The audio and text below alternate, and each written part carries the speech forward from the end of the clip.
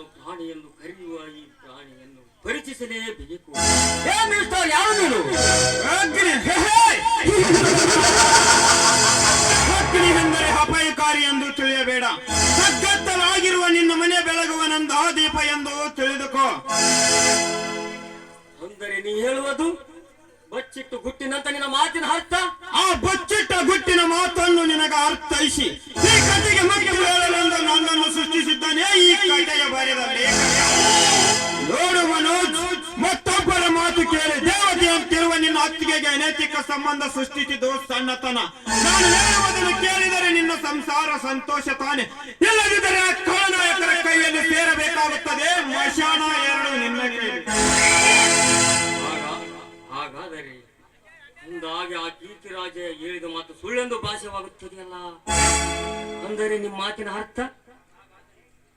ಹಾಗಾದರೆ ಅವನೇಕೆ ನಮ್ಮೊಳಗೆ ಸಂಶಯದ ಬೀಜ ಬಿತ್ತಿ ಮೋಜು ನೋಡ್ತಿರೋನೋ ಹೇಳು. ಆ ಗುಟ್ಟನ್ನು ಮೊದಲು ತಿಳಿಯಲೇಬೇಕು. ನೋಡು ಮನೋಜ್, ನಿನ್ನ ನೌಕರಿಗಾಗಿ ಜಮೀನ್ದಾರ್ ಹತ್ತಿರ ಸಾಲ ಪಡೆದು ನಿಮ್ಮ ಮನೆಯನ್ನು ಅಡವಿಟ್ಟಿದ್ದಾನೆ ನಿಮ್ಮ ಅಣ್ಣ. ಅದರಂತೆ ನಿಮ್ಮ ಮನೆಯನ್ನು ಜಪ್ತಿ ಮಾಡಲು ಕೀರ್ತಿರಾಜ ನಿಮ್ಮ ಮನೆಗೆ ಹೋದಾಗ ಕೀರ್ತಿರಾಜನ ಮಾತಿನ ವೈಖರ್ಯ ಅವರನೇ ಕೋಪಕ್ಕೆ ಕಾರಣವಾಯಿತು. ಆದರೆ ಸೇಡಿಗಾಗಿ ಆ ಕೀರ್ತಿರಾಜ ನಿಮ್ಮ ಸಂಸಾರಕ್ಕೆ ವಿಷದ ಬೀಜವನ್ನು ಬಿಟ್ಟು ನಿನ್ನನ್ನು ಸಸಿಯಾಗಿ ಬೆಳೆಸಿಬಿಟ್ಟ. ಅದೇ ಸಸಿ ನೀನು ಆಗಿ ಇನ್ನು ಮರವಾಗಿ ಬೆಳೆದು ನಿಮ್ಮ ಮನೆಯ ಮರ್ಯಾದೆಯನ್ನು ಬೀದಿಗೆ ಎಳೆಯುತ್ತಿರುವನು. ಇದು ನಿನಗೆ ಸರಿನೇ? ಕೀರ್ತಿ ಎಂತ ಪರಿಸ್ಥಿತಿಗೆ ತಂದಿಟ್ಟಲೇ ಸಂತೋಷದಿದ್ದ ನಮ್ಮ ಸಂಸಾರವನ್ನು. ಇಂದು ನೀನು ಬದುಕಬಾರದು, ತರಮಾನದ ಕಳಿಸಬೇಕು ಅವನ ಸನ್ನಿಧಿಗೆ ನಿನ್ನನ್ನು. ದುಡುಕಬೇಡ ಮನಜ, ಈ ದುಷ್ಟರನ್ನು ಸಂಹರಿಸುವ ಕಾರ್ಯ ಈ ಹಗ್ಗನಿಗೆ ಬಿಡಿ. ಮೊದಲು ನಿನ್ನ ಮನಸ್ಸಿನಲ್ಲಿದ್ದ ಸಂಶಯ ಎಂಬ ಗಾಯವನ್ನು ವಾಸಿ ಮಾಡಿಕೊ.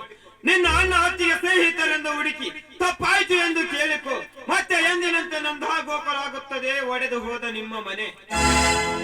ಅಗ್ನಿ, ಯಾವ ಮುಖ ಹೊತ್ತುಕೊಂಡು ಹೋಗಬೇಕಗ್ನಿ ನನ್ನವರ ಹತ್ತಿರ? ತಪ್ಪಾಯ್ತೆಂದು ಬೇಡಿಕೊಂಡರೆ ಅಪ್ಪಿಕೊಳ್ಳೋರು ನಿಜ. ಆದರೆ ನನ್ನ ಆತ್ಮೀಯ ಗರ್ಭಿಣಿ ಅನ್ನೋದು ಗೊತ್ತಿದ್ದನು. ಹಾರಬಾರದ ಮಾತುಗಳನ್ನಾಡಿ ಹೊರನುಗ್ಗಿದ ಈ ಪಾಪಿ ಹೇಗೆ ಮುಖ ತೋರಿಸಲಿ ಆ ಪುಣ್ಯವಂತರಿಗೆ? ನೋಡು ಮನೋಜ್, ಆಡಿದ ಮಾತು ಒಡೆದು ಮುತ್ತಿನಂತೆ ಮತ್ತೆ ಎಂದು ಒಂದಾಗದು. ಆವೇಶದಲ್ಲಿ ನಡೆದು ಹೋದ ಆ ಸಮಸ್ಯೆಗೆ ಈ ಕಣ್ಣೀರು ಸರಿಪಡಿಸುವುದು. ಮೊದಲು ಅಳುವುದನ್ನು ಬಿಟ್ಟು ಮುಂದೆ ಯೋಚನೆ ಮಾಡು. ಮಾಡಬಾರದ ತಪ್ಪು ಮಾಡಿದ ಮೇಲೆ ವೇಷಿಸಿದರೆ ಏನು ಫಲ? ನನ್ನ ಅಣ್ಣತ್ತಿಗೆಯರ ಕಾಲಿಗೆ ಬಿದ್ದು ಕ್ಷಮೆ ಕೇಳಲೇಬೇಕು. ತಪ್ಪು ಮಿತ್ರ, ತಪ್ಪಿಗೆ ಸಾವೇ ಶಿಕ್ಷೆ. ಆದರೆ ಕ್ಷಮೆ ಎಂಬ ಪದಕ್ಕೆ ಅರ್ಥನೇ ಸಿಗುತ್ತಿರಲಿಲ್ಲ.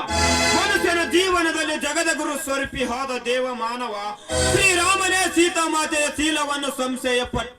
ಇನ್ನು ನಮ್ಮಂತ ನರ ಮಾನವರು ಯಾವ ಲೆಕ್ಕ? ಮೊದಲು ನಿನ್ನವರ ಜೊತೆ ಒಂದಾಗಿ ಮಾತನಾಡು. ಹೌದು ಮಿತ್ರ, ಸಂಶಯ ಎಂಬ ಹುಚ್ಚು ಭ್ರಮೆಗೆ ಒಳಗಾಗಿ ನನ್ನವರಿಗೆ ಮಾಡಬಾರದ ಪಾಪ ಮಾಡಿಬಿಟ್ಟೆ. ನನ್ನ ಹತ್ತಿಗೆಯ ಪಾದ ತೊಳೆದರೂ ನನ್ನ ಪಾಪ ಕಳೆಯದು. ಮೊದಲು ನನ್ನವರನ್ನು ಹುಡುಕಿ ಅಣ್ಣ ಹತ್ತಿಯ ಕಾಲಿಗೆ ಬಿದ್ದು ಕ್ಷಮೆ ಕೇಳಲೇಬೇಕು. ನಾ ಇನ್ನು ಹೋಗಿ ಬರ್ತೀನಿ ಮಿತ್ರ, ಹೋಗಿ ಬರ್ತೀನಿ.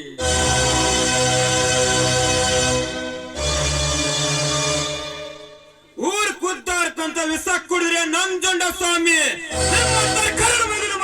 ಅಂದ್ರೆ ನಾರಾಯಣ ಸ್ವಾಮಿ, ನರಸಿಂಹ ಸ್ವಾಮಿ.